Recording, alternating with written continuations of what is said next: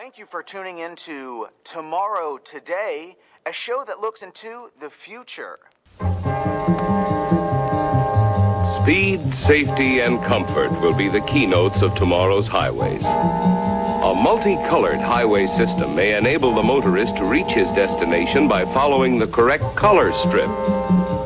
The increased speed of tomorrow's automobile will demand that highway signs be larger and more simple to read, so that the motorist can anticipate his moves well in advance.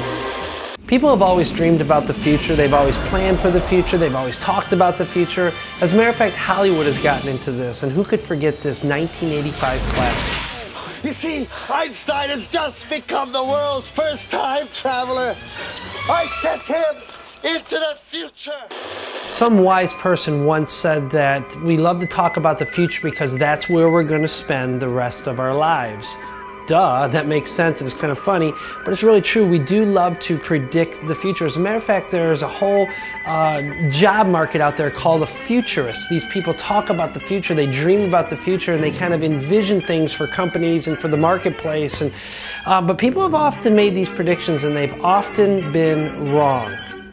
For example, in the 1950s, they were dreaming about going to the moon, and the inventor of the television, Dr. Lee DeForest, once said that no matter what scientific advancements we make, we would never, ever step foot on the moon.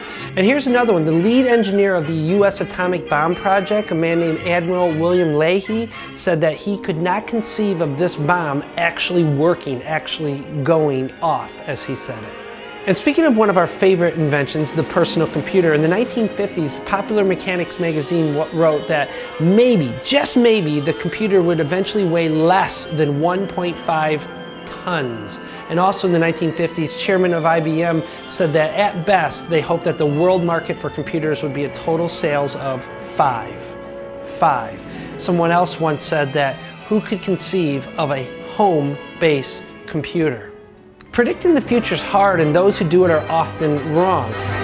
For tunneling through mountains, this atomic reactor applying incredible heat literally melts the hard rock as it makes molehills out of mountains. As a matter of fact, in 1876, the company that held the patent for some of the earliest telephones said this, that they could find no practical use for the telephone, that they could not conceive of it as a useful tool of communications.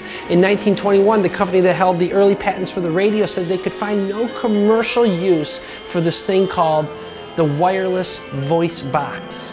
We love to talk about the future, and this morning we're going to do just that. We're going to talk about your future, but the problem is this. The truth is, you can't control your future. You can't own your future. You can't even predict what's going to happen to you tomorrow. You just don't have what it takes.